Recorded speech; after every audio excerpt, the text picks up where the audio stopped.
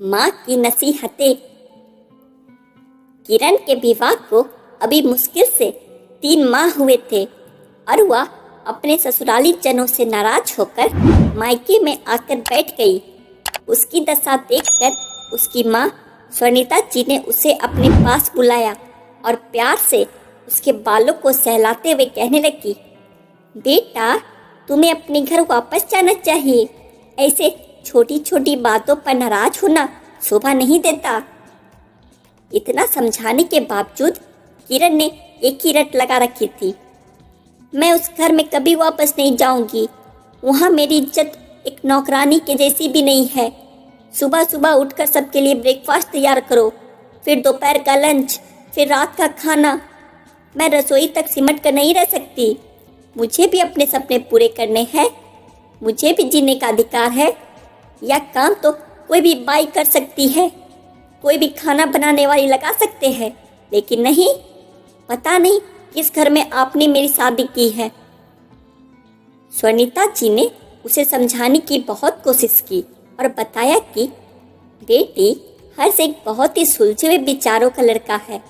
उसका परिवार और खानदान बहुत ही सादगी पसंद है और वे सब बनावटी जीवन शैली से दूर है। कुछ समय पश्चात तुम उनके अनुरूप ही स्वयं को ढाल लोगी, ऐसा मेरा विश्वास है। किंतु किरण जोर जोर से रोने लगी। माँ, आप भी मुझे समझने की कोशिश नहीं कर रही हो। मुझे यह सब काम अच्छे नहीं लगते हैं और फिर मेरा विवाह हर्ष से हुआ है। उसके पूरे परिवार के खाने का मैंने ठेका नहीं लिया है। हर समय रसोई घर में खाना बनाना और दूसरों का ख्याल रखना यह मेरे वश की बात नहीं है। मैं एक पढ़ी लिखी लड़की हूँ। स्वर्णिता जी ने जब अपनी बेटी के शब्द सुने तो उन्हें आश्चर्य हुआ। फिर भी वे इसे प्रेम पूर्वक समझाते हुए बोली, अच्छा ठीक है, एक कहानी सुनोगी जो मैंने तुम्हें कभी नहीं सुनाई? जी हाँ, जरूर। एक लड़की थी जिसके बहुत सुंदर सपने थे। मात्र 14 वर्ष की उम्र में उस लड़की का विवाह कर दिया गया। विवाह भी एक ऐसे इंसान से किया गया जो पढ़ा लिखा तो था किंतु बेरोजगार था। वह लड़की डिस्ट्रिक्ट मजिस्ट्रेट की बेटी थी जिसके घर में नौकर चाकर उसकी एक आवाज़ पर दौड़े चले आते थे। महलनुमा घर में पली बढ़ी वह लड़की जब एक सामान्य से घर में ब्याह दी गई तब भी उसने कभी इस बात की शिकायत अपने माता पिता से नहीं की।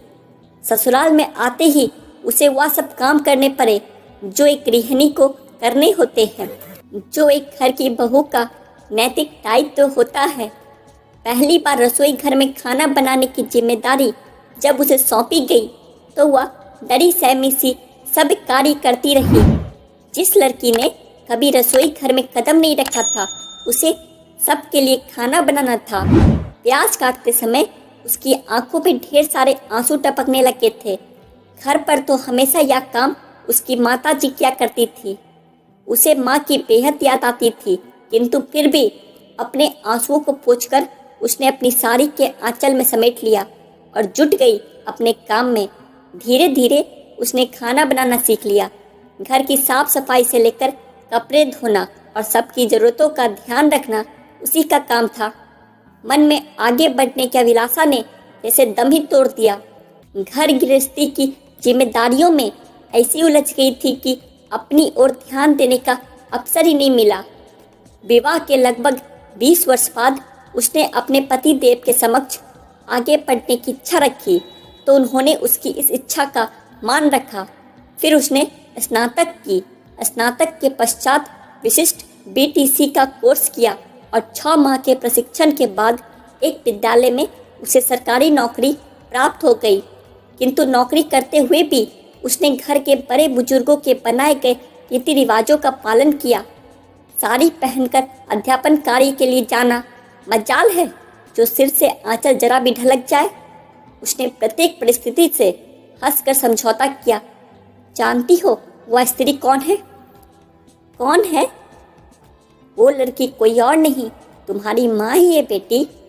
हमें कभी भी विषम परिस्थितियों को देखकर अपना संयम नहीं खोना चाहिए। विवाह कोई गुड्डा गुड़ियों का खेल नहीं कि कल ब्याह हुआ और आज तलाक। विवाह तो जन्म जन्म का बंधन है, जिसमें एक दूसरे की भावनाओं का सम्मान किया जाता है, एक दूसरे की जरूरतों का ख्याल रखा जाता है। विवाह मात्र दो व्यक्तियों के मध्य नहीं होता, अपितु यह दो परिवारों का मिलन है। जब वर पक्ष वधु पक्ष के व्यक्तियों के साथ अच्छा व्यवहार करते हैं, तो आखिर वधु अपने ससुराली जनों के साथ ऐसा सर्द और रूखा व्यवहार क्यों करती है? करना भी नहीं चाहिए। माँ की पूरी बात सुनकर किरण को जैसे अपने सारे प्रश्नों के उत्तर मिल गए। उसका गुस्सा धीरे धीरे शांत हो गया और उसने ससुराल वापस लौट जाने का निर्णय लिया।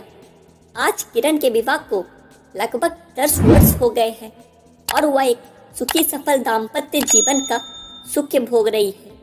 यह सब कुछ माँ की दी हुई उस नसीहत का परिणाम है, जिसने उसके जीवन को गलत फैसला लेने से रोक दिया। सही समय पर लिया गया सही निर्णय व्यक्ति के जीवन को नई दिशा देता है।